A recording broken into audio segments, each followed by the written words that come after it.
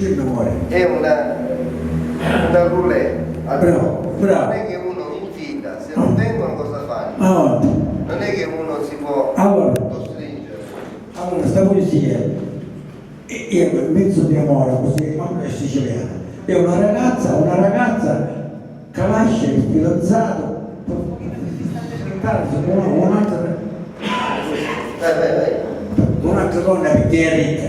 E allora comincia così. Una picciotta, stiamo parlando di siciliani, una picciotta signorina, onestissima e sincera, travagliava di sartina, di costumi e moda vera, dell'invento la sua casa, ci stagioni va bene, che la stima e poi la vasa, che la vuole più moglie, e ci canta Margherita, di stupore si amata, che c'è tutta la mia vita, sente bene e si amorare. Cominciarono a cominciare. Margherita io va bene, Salvatore, malazzina, pininari, si scordavano prima amore. Era zita Margherita, prima di tutti, ma concorravo, ci fece la civetta e perché va bene, era ricco, lo assai. Lo corravo, appena un tesi, ci portavo lo suonatore e ci fece una canzonata.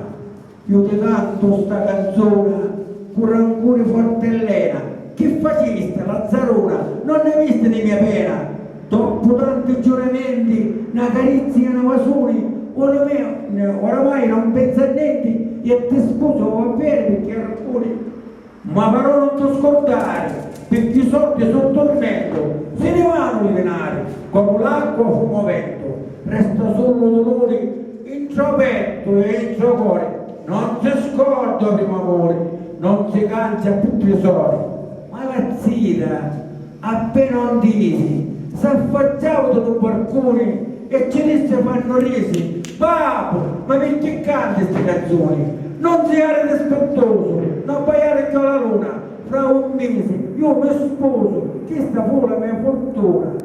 E lo povero curavo, come un cane se ne io, poi di pena si ammalavo e dopo un anno ne morivo. Grazie signore, grazie.